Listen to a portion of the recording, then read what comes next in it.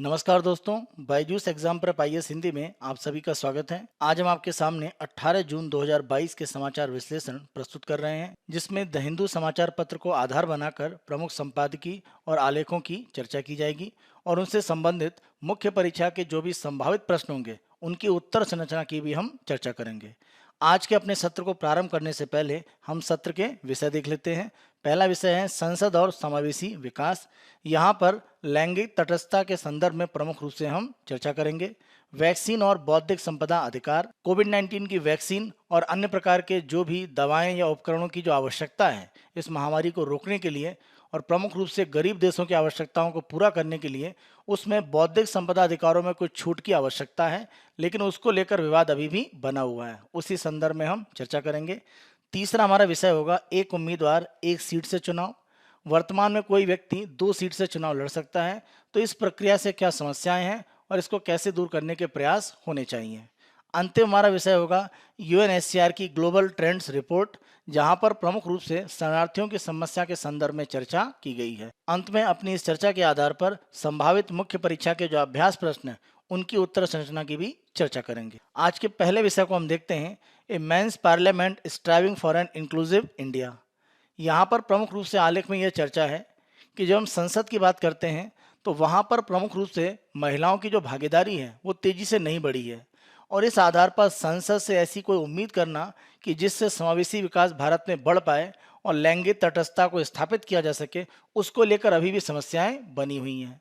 तो किस रूप में इसमें काम किया जाए कि लैंगिक तटस्थता भारत में स्थापित हो पाए, यह प्रमुख रूप से आलेख में चर्चा किया गया है। यह प्रश्न संख्या 8 पर हमारा आलेख है और सामान्य अध्ययन के दूसरे प्रश्न पत्र में राज्य व्यवस्था से संबंधित है। भारत की आज़ादी के बाद अगर हम 1952 की स्थिति में देखें तो भारतीय संसद में प्रमुख रूप से जो भी एक तरह से महिलाओं की स्थिति थी वो काफ़ी मजबूत थी और उस समय 39 महिलाएं संसद में एक तरह से उपस्थित थीं और उनके द्वारा यह प्रदर्शित किया जा रहा था कि भारत में समावेशी विकास की स्थितियां भविष्य में बनेंगी, जहां पर महिलाओं की भागीदारी बराबर रूप में हो पाएगी। हम ध्यान रखें, यह वह समय था जब अगर हम यूएसए की बात करें तो वहां की कांग्रेस में केवल 1.7% महिलाओं की उपस्थिति थी और यूके की अगर संसद की बात करें 1.1%। इसकी तुलना में भारत में यह भागीदारी 5.5% थी। तो प्रारंभिक स्थितियों से यह अनुमान लगा कि भारत में भविष्य के लिए कहीं ना कहीं महिलाओं के साथ में लैंगिक तटस्थता की जो स्थिति है वो स्थापित होगी और समावेशी विकास की स्थितियां बन पाएंगी। भारत में प्रधानमंत्री, राष्ट्रपति के रूप में या लोकसभा अध्यक्ष की अगर हम बात करें और प्रमुख राजनीतिक दलों में अध्यक्ष के रूप में महिलाएं भागीदारी कर चुकी हैं, उसके बाद भी अगर हम भारत में लैंगिक तटस्थता की बात करें तो वो स्थिति पूर्ण रूप से स्थापित नहीं है। जैसे अगर हम संसदीय संचार की भाषा की बात करें तो वहां पर लैंगिक तटस्थता एक तरह से उपस्थित नहीं है और सामान्य तौर पर उन शब्दों का उपयोग किया जाता है जहां पर महिलाओं की स्थिति एक तरह से स्वीकार्य नहीं हो पाती है। जैसे अगर हम चेयरमैन की बात करें तो इसको चेयरपर्सन के रूप में उपयोग किया जा सकता है, लेकिन सामान्यतः चेयरमैन शब्द का उपयोग किया जाता है और यह लैंगिक तटस्थता की स्थिति को नहीं दर्शाता है। तो आज़ादी के 75 साल के बाद की स्थितियों में भी अगर हम देखें तो महिलाओं को प्रमुख रूप से चेयरमैन और पार्टी मैन के रूप में एक तरह से संदर्भित किया जाता है। यह स्थितियां दर्शाती हैं कि अभी भी लैंगिक रूप में जो एक विभेद की स्थिति है वो बनी हुई है और देश की जनसंख्या का आधा भाग लगभग बनाने के बाद भी वह अभी तक उसकी भागीदारी पूर्ण रूप से प्राप्त नहीं कर पाई हैं। राज्यसभा में अगर हम देखें तो भारत के उपराष्ट्रपति को पदेन सभापति कहा जाता है और यह स्थिति भी लैंगिक तटस्थता को नहीं दर्शाती है। तो संविधान में अगर हम देखें तो लैंगिक तटस्थता की जो भाषा है वो एक तरह से कम है और इसकी कमी हमेशा अनुभव की गई है। तो जब तक संसदीय प्रक्रियाओं में हम लैंगिक तटस्थता को नहीं ला पाएंगे, हम आम लोगों से उम्मीद नहीं कर सकते हैं कि लैंगिक तटस्थता को एक तरह से अपनाया जाए। यह स्थिति संसदीय रूप में सबसे पहले आनी चाहिए, तभी भविष्य में कार्य हो सकता है। और इसका प्रमाण अगर हम देखें तो 2014 में उस समय के लोकसभा अध्यक्ष मीरा कुमार के द्वारा लोकसभा के प्रक्रिया नियमों को पूरी तरह से जेंडर न्यूट्रल बना दिया गया, यानी लैंगिक रूप से तटस्थ बना दिया गया। और 2014 के बाद से प्रत्येक लोकसभा की समिति के प्रमुख को सभी दस्तावेजों में अध्यक्ष यानी चेयरपर्सन के रूप में संबोधित किया जाता है, न कि चेयरमैन के रूप में। तो यह लैंगिक तटस्थता की जो स्थिति है उसको एक तरह से स्थापित करता है। भारत में अगर हम 15वीं लोकसभा की बात करें तो वहां पर जो भी संसद में प्रश्न पूछे गए उसमें 27% प्रश्न ऐसे थे जहां पर लैंगिक तटस्थता को लेकर समस्याएं थी, अन्यथा समस्या को दूर किया गया। क्योंकि 15वीं लोकसभा की अगर हम बात करें तो वहां पर एक महिला लोकसभा अध्यक्ष थी। इसके विपरीत अगर हम 17वीं लोकसभा की बात करें तो यहाँ पर जो भी प्रश्न पूछे गए उनमें से 84% प्रश्न ऐसे थे जहाँ पर लैंगिक एक तरह से तटस्थता का ध्यान नहीं रखा गया, जबकि 17वीं लोकसभा में अगर हम देखें तो कुल मिलाकर 75 महिला सांसद हैं। तो यह स्थिति दर्शाती है कि अगर लोकसभा अध्यक्ष के रूप में एक महिला कार्य कर रही थी तो स्थितियां लैंगिक तटस्थता को लेकर बढ़ी थी, लेकिन बाद में स्थितियां फिर से सामान्य हो गई।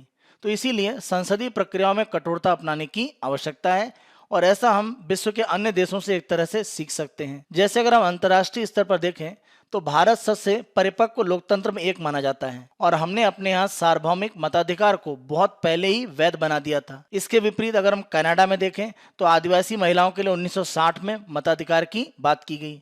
ऑस्ट्रेलिया में जो स्वदेशी महिलाएं हैं वह 1962 से मतदान कर सकती हैं। संयुक्त राज्य अमेरिका में 1965 से अफ्रीकी अमेरिकी मूल की जो महिलाएं हैं वह मत देने के लिए योग्य थी। इस आधार पर अगर हम देखें तो अंतर्राष्ट्रीय स्तर पर भारत का लोकतंत्र पहले से ही काफी परिपक्व रहा है, लेकिन जो भी एक तरह से स्थितियां बन रही हैं उसमें अगर हम देखें तो हम लैंगिक तटस्थता को उतना नहीं अपना पा रहे हैं जितना हमें वर्तमान स्थितियों में करना चाहिए। वैश्विक स्तर पर अलग अलग देशों में लिंग समावेशी कानून और संचार की दिशा में काम हो रहा है। इसमें अगर हम कनाडा के उदाहरण की बात करें तो वहाँ के न्याय विभाग के पास जो भी कानून और कानून के संबंध में दस्तावेज हैं उनमें लिंग तटस्थ भाषा का उपयोग किया जाता है और ऐसे दिशा निर्देश दिए गए हैं। इसी के साथ साथ ऑस्ट्रेलिया की सरकार ने अपने यहाँ स्टाइल मैनुअल के प्रारूपण में लिंग तटस्थता को शामिल किया है। यूके में भी हाउस ऑफ कॉमन्स ने 2007 में घोषित किया कि सभी कानूनों को लिंग तटस्थ रूप में तैयार किया जाएगा। तो इस तरह की अगर स्वीकार्यता बनती है तो इससे हमें एक तरह से सीख लेकर अपने यहाँ भी परिवर्तन करने की स्थिति बनानी पड़ेगी। तो आगे की राह प्रमुख इस रूप में है कि 21वीं सदी में अगर हम लैंगिक तटस्थता की स्थिति को नहीं बनाते हैं तो वैश्विक स्तर पर हम करुणा शक्ति और महत्वाकांक्षा के आधार पर दुनिया को नेतृत्व करने की जो स्थितियां हैं उसमें पिछड़ सकते हैं और समावेशी विकास के लिए इन स्थितियों का होना आवश्यक है। इसके लिए भारतीय संसद को कहीं न कहीं चिंतन करने की आवश्यकताएं हैं और उन्हें परिवर्तन करने के लिए पहल भी करनी पड़ेगी। जो भी नियम पुस्तिकाएं हैं, कानून है या संविधान में जो संशोधन की स्थिति है उसके माध्यम से पुरानी जो त्रुटियां हैं उनको पहचाना जाए और सुधार को शुरुआत किया जाए।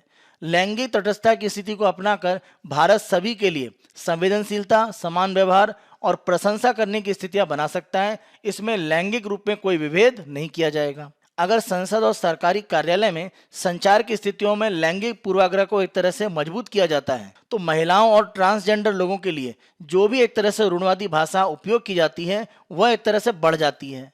क्योंकि आप ध्यान रखें, संसद और सरकार अगर इसका पालन नहीं करती है और लैंगिक तटस्थता नहीं अपनाई जाती है तो आम लोग एक तरह से इसको न अपनाने के लिए एक तरह से प्रेरित होते हैं। यानी संसद और सरकार के पास पहली जिम्मेदारी आती है कि वह लैंगिक तटस्थता की स्थितियों को स्थापित करें जिससे आम लोगों में स्थितियां बन पाएं। तो इसीलिए देश का जो नेतृत्व है उन्हें नागरिकों को अनुसरण करने के लिए सही संदेश देना चाहिए। अगर हम संविधान की बात करें या कानून का जो भी हमारे पास एक तरह से ढांचा है उसमें संशोधन करके हम लैंगिक तटस्थता की स्थितियों को ला सकते हैं और हमें इसे करना चाहिए, तभी हम समावेशी विकास की स्थितियों को स्थापित कर सकते हैं। आज के दूसरे विषय को हम देखते हैं, plea for IP rights waiver for कोविड-19 जैब्स हिट्स ए वॉल।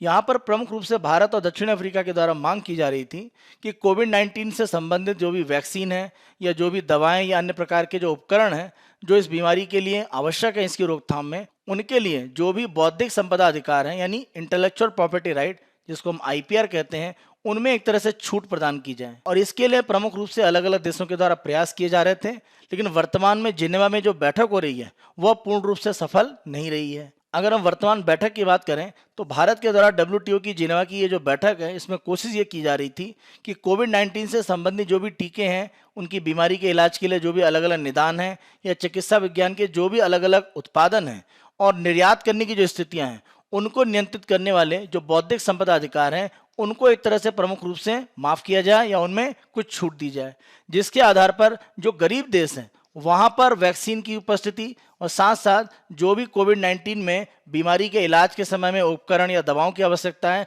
उसकी भरपाई की जा सके, वहाँ पर कमी ना हो पाए। लेकिन यहाँ पर एक तरह से वार्ता विफल रही है और भारत बड़े पैमाने पर छूट प्राप्त करने में सफल नहीं रहा है। भारत का यह कहना था अगर बौद्धिक संपदा अधिकारों में छूट दी जाती है प्रमुख रूप से पश्चिमी देशों की जो कंपनियां उनके माध्यम से, तो भारत उत्पादन करके और निर्यात को आगे बढ़ाकर जो हमारे गरीब देश हैं वहां पर एक तरह से जहां ऐसी क्षमता नहीं है वहां पर वैक्सीन या अन्य प्रकार की जो वस्तुओं की आवश्यकता है इस महामारी से लड़ने के लिए उसकी आपूर्ति सुनिश्चित कर सकता है। वर्तमान में जो समझौता हुआ है वह प्रमुख रूप से आप कह सकते हैं कोविड-19 के टीकों के निर्माण और निर्यात तक पहुंच को आसान बनाने के लिए हुआ है। और यहाँ पर भी अभी पूरी तरह से अगर हम देखें तो जो बौद्धिक संपदा अधिकारों से छूट है वह निर्माण को लेकर नहीं दी गई है।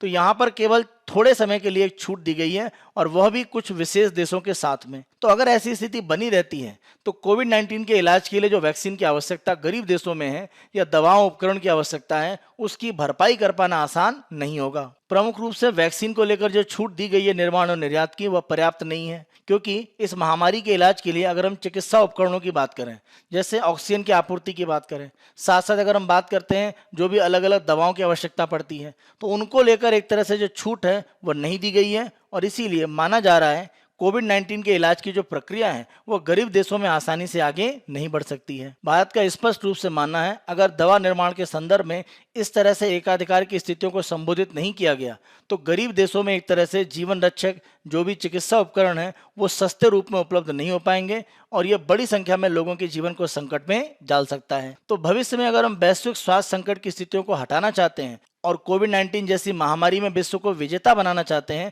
तो इस तरह की जो नकारात्मक स्थितियां उनको हटाना पड़ेगा, यानी केवल अपने आर्थिक लाभ को देखकर काम करने की स्थितियों से हमें हटना पड़ेगा।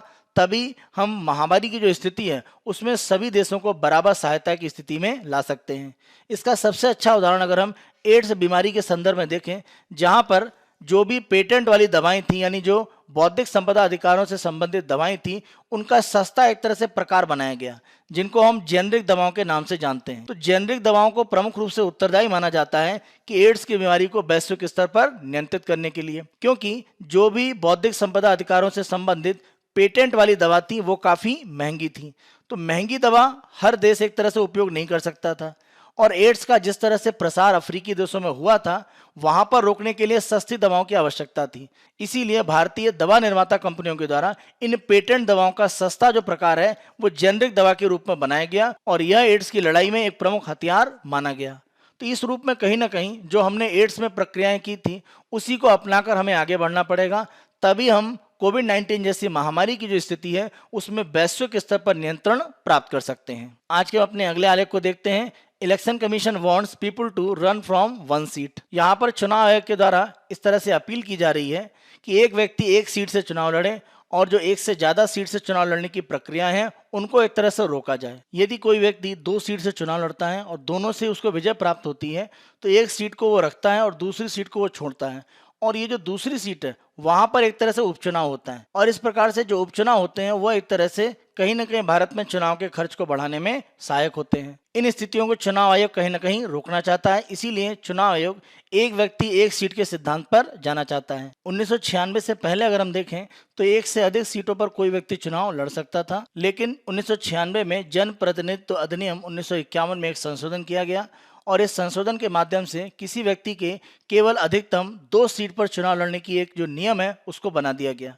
इस आधार पर कोई व्यक्ति एक चुनाव में अधिकतम 2 सीट से ही चुनाव लड़ सकता है। 1951 के जन प्रतिनिधित्व अधिनियम की अगर हम मूल अधिनियम की बात करें तो इसमें धारा 33 में स्पष्ट रूप से कहा गया था कि एक व्यक्ति एक से अधिक सीटों से चुनाव लड़ सकता है और इस आधार पर आप देखें तो लोग 2 या कभी कभी 3 सीटों से चुनाव लड़ते हैं और ये प्रक्रिया कभी कभी 4 सीटों पर चुनाव लड़ने के साथ भी जुड़ी हुई थी। जैसे अगर 1991 में देखें तो उस समय के हरियाणा के उप मुख्यमंत्री देवीलाल 3 लोकसभा सीटों से चुनाव लड़ रहे थे, सीकर, रोहतक और फिरोजपुर।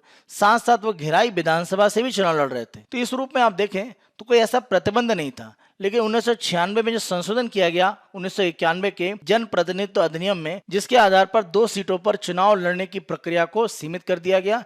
इस आधार पर देखें अभी भी समस्या है, क्योंकि अगर कोई व्यक्ति दोनों सीट जीतता है, जिस सीट को वह छोड़ता है वहां पर उपचुनाव होगा और यह समस्या का कारण है। चुनाव आयोग के द्वारा सुप्रीम कोर्ट में एक हलफनामा, एक एफिडेविट दिया गया है और इसमें यह कहा गया है कि किसी भी उम्मीदवार को एक चुनाव में केवल एक सीट पर ही लड़ना चाहिए और 1951 का जो अधिनियम है उसकी धारा 33(7) में संशोधन एक तरह से होना चाहिए। यहाँ पर चुनाव आयोग के द्वारा हलफनामे में यह बात सुप्रीम कोर्ट के सामने तब कही गई है जब सुप्रीम कोर्ट के सामने जनहित याचिका आई है। यह जनहित याचिका प्रमुख रूप से एक उम्मीदवार को एक साथ 2 सीटों पर चुनाव लड़ने की जो अनुमति देता है, उसके संदर्भ में चुनाव आयोग का जो विचार है वह जानने के लिए सुप्रीम कोर्ट के द्वारा चुनाव आयोग से अपनी बात एक तरह से कहने के लिए कहा गया था। इस स्थिति में चुनाव आयोग के द्वारा यह हलफनामा सुप्रीम कोर्ट में दायर किया गया है। हम ध्यान रखें, कोई उम्मीदवार 2 सीट से चुनाव लड़ता है तो यह जरूरी है कि अगर वह दोनों सीटों पर जीत हासिल करता है तो उसे 2 में से 1 सीट खाली करनी होती है, और इसकी जो परिणाम होता है वह एक तरह से खाली सीट का रहता है जहां पर दोबारा चुनाव होते हैं उपचुनाव के रूप में। यह सरकारी खजाने, सरकारी जनशक्ति और अन्य संसाधन पर एक अतिरिक्त रूप में वित्तीय बोझ बढ़ाता है। साथ साथ उस निर्वाचन क्षेत्र के जो मतदाता हैं उनके साथ भी अन्याय होता है, क्योंकि जिसको विजेता बनाते हैं उससे अलग कोई अन्य व्यक्ति चुनाव उपचुनाव में जीतकर एक तरह से आता है। इसे हम मतदाताओं के साथ भी एक धोखा कह सकते हैं। तो इस रूप में इसका विरोध किया जाता है। अगर हम एक व्यक्ति को 1 सीट तक चुनाव लड़ने की एक सीमा बनाते हैं तो इसके संदर्भ में सुझाव क्या हो सकते हैं? तो पहला सुझाव यह है कि चुनाव आयोग ने 2004 में स्वयं एक तरह से इस प्रक्रिया को आगे बढ़ाया था और उन्होंने धारा 33(7) जो 1951 का अधिनियम है उसमें संशोधन का प्रस्ताव रखा था और यह कहा था कि एक व्यक्ति एक समय में 1 से अधिक निर्वाचन क्षेत्र से चुनाव नहीं लड़े। लेकिन अगर मौजूदा प्रावधान एक तरह से रहते हैं और 2 सीट पर कोई चुनाव लड़ता है, 2 सीटों पर चुनाव जीतने के बाद उम्मीदवार जिस सीट को छोड़ता है वहां पर उपचुनाव होते हैं। उपचुनाव का वर्तमान में अगर हम खर्च देखें तो निर्वाचन आयोग के द्वारा वहन किया जाता है। यहाँ पर 2004 में चुनाव आयोग के द्वारा यह कहा गया कि उपचुनाव का जो खर्चा है वह एक तरह से उम्मीदवार को वहन करना चाहिए। इस स्थिति में उम्मीदवार 2 सीटों से चुनाव लड़ने की प्रक्रिया से अलग होंगे। यहाँ पर यह भी चुनाव आयोग के द्वारा सिफारिश की गई थी कि राज्य विधानसभा के लिए 5 लाख रुपए और आम चुनाव यानी संसद के चुनाव के लिए 10 लाख रुपए एक तरह से उस उम्मीदवार से लिए जाएं जो 2 सीटों पर चुनाव लड़कर जीतता है और किसी एक सीट को खाली छोड़ता है, जहां पर आगे चलकर उपचुनाव चुनाव आयोग के द्वारा कराए जाते हैं। 1990 में दिनेश गोस्वामी समिति की रिपोर्ट की अगर हम बात करें या 1999 में चुनावी सुधारों पर विधि आयोग की 170वीं रिपोर्ट की बात करें, इन सभी रिपोर्टों में प्रमुख रूप से कहा गया था कि एक व्यक्ति को 1 सीट पर चुनाव लड़ने की जो स्थिति है वहां तक सीमित किया जाना चाहिए। तो इसके संदर्भ में जल्द कुछ परिवर्तन करने की आवश्यकता है, क्योंकि जैसा हमने बात करी यह अतिरिक्त रूप में वित्तीय बोझ तो है ही है और जो भी मतदाता है जहां पर उपचुनाव होता है उनके साथ भी एक धोखे की स्थिति बनती है। तो इसको जल्द समाप्त करने की आवश्यकता है। आज के अपने अंतिम आलेख को हम देखते हैं। 5 million Indians affected by disaster. United nation high commissioner for refugee यानी संयुक्त राष्ट्र शरणार्थी उच्चायुक्त की तरफ से जो रिपोर्ट प्रस्तुत की गई है उसमें प्रमुख रूप से अगर हम बात करें तो आपदाओं के माध्यम से लगभग माना जा रहा है कि 50 लाख भारतीय एक तरह से प्रभावित हैं। यह रिपोर्ट प्रमुख रूप से यूएनएचसीआर के द्वारा प्रस्तुत की जाती है, जो संयुक्त राष्ट्र संघ की शरणार्थियों से संबंधित प्रमुख एजेंसी है। यह रिपोर्ट ग्लोबल ट्रेंड्स के नाम से जारी की गई है और 2021 के संदर्भ में जो भी शरणार्थियों की स्थिति है उसके बारे में यहाँ पर बताया गया है। 2021 की इस रिपोर्ट में संयुक्त राष्ट्र संघ की तरफ से माना जा रहा है कि वैश्विक स्तर पर विभिन्न जो कारण हैं, जैसे अगर हम हिंसा की बात करें, मानवाधिकार हनन की बात करें, खाद्य सुरक्षा की बात करें या जलवायु को लेकर जो संकट की स्थिति है, या अगर हम यूक्रेन में युद्ध की बात करें या अफ्रीका अफगानिस्तान में जो भी एक तरह से वहां पर खतरनाक स्थितियां हैं लोगों के लिए, उसके कारण प्रमुख रूप से लगभग 100 मिलियन यानी 10 करोड़ लोग एक तरह से शरणार्थी बनने की स्थितियों में जा रहे हैं। अगर हम केवल आपदा के आधार पर जो लोग विस्थापित हुए उनकी बात करें तो नंबर 1 पर आ जाता है चीन, जहां पर लगभग 6 मिलियन लोग एक तरह से विस्थापित हुए 2021 में। फिलीपींस में 5.7 मिलियन और भारत में 4.9 मिलियन। ये एक बड़ा आंकड़ा है। यूएनएचसीआर की ग्लोबल ट्रेंड्स रिपोर्ट की अगर हम बात करें तो यह प्रमुख सांख्यिकी रुझान या शरणार्थियों की जो नवीनतम संख्या है, शरण चाहने वाले जो व्यक्ति हैं, आंतरिक रूप से विस्थापित हैं, दुनिया भर में स्टेटलेस व्यक्ति हैं यानी किसी भी देश के द्वारा उनको स्वीकार नहीं किया जा रहा है, ऐसे लोगों की अगर हम संख्या की बात करें तो प्रमुख रूप से इस रिपोर्ट में उसको प्रस्तुत किया जाता है। इसी के साथ साथ ग्लोबल ट्रेंड्स की रिपोर्ट में उन लोगों की संख्या भी बताई जाती है जो अपने देशों में या अपने मूल क्षेत्रों में वापस लौटे हैं। यह रिपोर्ट वार्षिक रूप में एक बार प्रकाशित की जाती है और इसमें पिछले वर्ष के आंकड़े को प्रमुख रूप से दिखाया जाता है। यानी वर्तमान रिपोर्ट की अगर हम बात करें तो इसमें 2021 के जो आंकड़े हैं उनको प्रमुख रूप से दर्शाया गया है।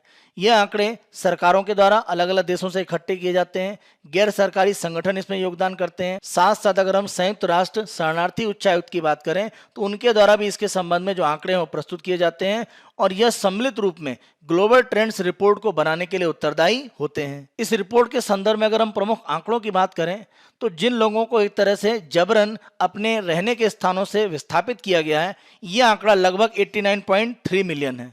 यानी आप कह सकते हैं लगभग 9 करोड़ लोग हैं जिनको एक तरह से विस्थापित किया गया है। अगर हम निम्न और मध्यम आय वाले देशों की बात करें तो इस प्रकार से जो विस्थापित लोग हैं लगभग 83% यहीं पर एक तरह से आपके विस्थापित रूप में रहते हैं। इसमें अगर हम देखें जो सबसे अल्प विकसित देश हैं वहां पर 27% एक तरह से इस तरह से विस्थापित लोग रहते हैं। इसी प्रकार जो विस्थापित लोग हैं उनमें 72% का जो आंकड़ा है वो अपने पड़ोसी देशों में पहुंचता है। जैसे अगर हम सीरिया की बात करें तो वहां से लोग एक तरह से शरणार्थी के रूप में आसपास के जो भी पड़ोसी देश है जैसे जॉर्डन की बात करें, इराक की बात करें, वहां पर एक तरह से पहुंचने का प्रयास करते हैं। अलग अलग देशों में जो शरणार्थियों की संख्या है उसमें अगर हम सबसे बड़े देशों की बात करें जहां पर सबसे ज्यादा शरणार्थी इस समय है तो पहले स्थान पर तुर्की है जहां पर लगभग 38 लाख शरणार्थी हैं और यह प्रमुख रूप से सीरिया से हैं। दूसरे स्थान पर कोलंबिया जहां पर 18 लाख, युगांडा में 15 लाख, पाकिस्तान में 15 लाख और जर्मनी में लगभग 13 लाख है, जिसमें सीरिया और अफगानिस्तान से आने वाले शरणार्थी अधिक हैं। किसी भी स्थान की आबादी में विस्थापित लोगों की संख्या का अगर हम एक अनुपात देखें तो सबसे ज्यादा 6 लोग जो रहते हैं उसमें एक व्यक्ति विस्थापित है। यह आंकड़ा अरूबा द्वीप के संदर्भ में है जो वेनेजुएला से लगता हुआ भाग है। इसी के साथ साथ लेबनान में यह संख्या 8 में 1 है और कुराकाओ की बात करें ये भी अरूबा के पास वेनेजुएला से लगता हुआ आपका भाग है, यहाँ पर 10 में से 1। जॉर्डन में 14 में से 1 व्यक्ति विस्थापित है। इसके विपरीत अगर हम तुर्की की बात करें तो 23 में से जो 1 व्यक्ति है वो वहां पर विस्थापित है। वैश्विक स्तर पर अलग अलग देशों में जो भी शरणार्थी हैं किन देशों में एक तरह से आवेदन करते हैं अपने आप को प्रवेश कराने के लिए। शरणार्थियों के द्वारा आवेदन करने की जो सबसे बड़ी संख्या है वो संयुक्त राज्य अमेरिका में है और ये आंकड़ा अगर हम देखें तो 1,88,900 है। इसके बाद जर्मनी है, फिर मैक्सिको, फिर कोस्टारिका और 5वें स्थान पर फ्रांस है। तो संयुक्त राज्य अमेरिका में सबसे ज्यादा आवेदन शरणार्थियों के लिए आते हैं। इसी के साथ साथ जिन देशों से सबसे ज्यादा शरणार्थी एक तरह से आ रहे हैं उनमें पहले स्थान पर सीरिया है जहां पर लगभग 68 लाख लोग शरणार्थी के रूप में अलग अलग देशों में जा रहे हैं। दूसरे स्थान पर वेनेजुएला, तीसरे पर अफगानिस्तान, चौथे पर दक्षिणी सूडान और 5वें पर म्यांमार। इसी के साथ साथ इस रिपोर्ट में यह भी आंकड़ा है कि जो शरणार्थी हैं वो वापस अपने देशों में अगर पहुंच रहे हैं तो वो आंकड़ा भी यहाँ पर दिया गया है। इन आंकड़ों की अगर हम 2021 में बात करें तो दक्षिणी सूडान में प्रमुख रूप से शरणार्थी जो अलग अलग देशों में थे वो सबसे बड़ी संख्या में वापस आए हैं, लगभग 2,70,200। उसके बाद बुरुंडी, फिर सीरिया, फिर उसके बाद आइवरी कोस्ट, नाइजीरिया और इसके बाद अन्य देशों का एक तरह से स्थान आता है। तो इस रूप में अगर हम रिपोर्ट की बात करें तो जिस तरह से वैश्विक स्तर पर अलग अलग देशों में विवाद की स्थितियां बढ़ रही हैं, जैसे रूस यूक्रेन की बात करें, सीरिया की स्थिति की बात करें, या अगर हम एक तरह से अफगानिस्तान की स्थिति की बात करें, म्यांमार की बात करें, पाकिस्तान की बात करें, तो विस्थापित लोगों की संख्या तेजी से बढ़ी है। आज की अपनी चर्चा के आधार पर मुख्य परीक्षा के अभ्यास प्रश्नों को हम देखते हैं। पहला प्रश्न, संसद और सरकारी कार्यालय अपने संचार में लैंगिक पूर्वाग्रहों को समाप्त करके समावेशी विकास के लिए आधार प्रदान कर सकते हैं। उपरोक्त कथन की समीक्षा करें। 250 शब्द, 15 अंकों का प्रश्न। भूमिका, लैंगिक तटस्थता को समझाएं। लैंगिक तटस्थता का मतलब यह है कि किसी भी प्रकार के कार्य, वो चाहे किसी भी प्रकार का संबोधन हो, किसी भी प्रकार का पत्राचार हो, हर जगह लैंगिक तटस्थता को अपनाना, यानी केवल पुरुषों से संबंधित शब्दों का उपयोग न करके ऐसे शब्दों का उपयोग करना जहां पर लैंगिक तटस्थता की स्थिति दिखती है, जैसे चेयरमैन के स्थान पर चेयरपर्सन का उपयोग करना। मुख्य भाग में आप बताएंगे भारत में स्थिति, आप बता सकते हैं संसद में स्थिति किस रूप में है। इसी के साथ साथ वैश्विक स्तर पर जो प्रयास है, ऑस्ट्रेलिया, कनाडा, उनको आप बता सकते हैं। भारत द्वारा जो प्रयास किए गए हैं, खासतौर से 2014 में जो प्रयास किया गया था वो आप बता सकते हैं। आगे की राह क्या है, किस रूप में हमें प्रयास करने होंगे। यहाँ पर प्रमुख रूप से जो हमारा संसद है, साथ साथ जो हमारे सरकारी कार्यालय हैं, उनको एक तरह से पहले पहल करनी पड़ेगी और उसी आधार पर हम लैंगिक तटस्थता को भारत में स्थापित करके समावेशी विकास को आगे बढ़ा सकते हैं। निष्कर्ष में आप बताएंगे सरकारी तंत्र में लैंगिक तटस्थता अन्य क्षेत्रों में समावेशी सुधार के लिए आधार प्रदान करता है, तो इसीलिए सरकारी तंत्र को सबसे पहले पहल करने की आवश्यकता है। मुख्य परीक्षा के दूसरे प्रश्न को हम देखते हैं। महामारी से वैश्विक लड़ाई में बौद्धिक संपदा अधिकारों को आसान बनाना सर्वोत्तम हथियार है। उपरोक्त कथन की उदाहरणों द्वारा पुष्टि करें। 250 शब्द, 15 अंकों का प्रश्न। उत्तर संरचना में भूमिका में प्रमुख रूप से आपको बौद्धिक संपदा अधिकारों को समझाना है। यह आपके बौद्धिक ज्ञान पर आधारित होता है, जिसमें प्रमुख रूप से अगर हम यहाँ पर पेटेंट की बात करें, क्योंकि अगर हम वैक्सीन या दवाओं या उपकरणों की बात करें तो इसके संदर्भ में पेटेंट प्रमुख रूप से यहाँ पर माना जा रहा है। इस प्रकार के जो पेटेंट दवाओं और उपकरणों के संदर्भ में कोविड-19 बीमारी से लड़ने के लिए आवश्यक है, वह ज़्यादातर पेटेंट पश्चिमी देशों की जो कंपनियां उनके पास हैं। तो उन पेटेंट में छूट एक तरह से भारत और दक्षिण अफ्रीका जैसे देश चाहते हैं, जिससे कम आय वाले और अल्पविकसित जो देश हैं वहां पर कोविड-19 महामारी के लिए जो भी उपकरण, दवाएं और वैक्सीन है वो सस्ते रूप में उपलब्ध कराई जा सकें। तो यह आपको भूमिका में बताना है। मुख्य भाग में दवा, वैक्सीन और उपकरण की आवश्यकता किस रूप में है। उदाहरण आप बता सकते हैं एड्स का, किस तरह से जो एड्स के लिए आवश्यक दवाएं काफ़ी महंगी थी, जो पेटेंट वाली थी, तो भारतीय कंपनियों ने प्रमुख रूप से पेटेंट दवाओं के जो सस्ते प्रकार हैं वो जेनरिक दवाओं के रूप में बनाए, और इसे एड्स की बीमारी पर हमारी एक तरह से जो विजय प्राप्त हुई उसके लिए सबसे बड़ा हथियार माना गया। इसी के साथ साथ आप बता सकते हैं कि अधिकारों में छूट महामारी से लड़ाई के लिए प्रमुख हथियार कैसे हो सकता है, खास तौर से अफ्रीका में जो अल्प विकसित देश हैं उनके लिए। निष्कर्ष में आप बताएंगे जेनरिक दवा का तंत्र हमारे सामने सबसे बड़ा उदाहरण है जिसने जटिल बीमारी के महंगे इलाज गरीब देशों में सस्ते में उपलब्ध कराया है। यह हमारा 18 जून 2022 का समाचार विश्लेषण है। आने वाले दिनों में अन्य दिनों के समाचार विश्लेषण हम आपको इसी तरह से उपलब्ध कराते रहेंगे। Byju's exam prep IAS Hindi को आप बहुत अधिक पसंद कर रहे हैं। अधिक से अधिक संख्या में लाइक, शेयर और सब्सक्राइब करना ना भूलें। धन्यवाद।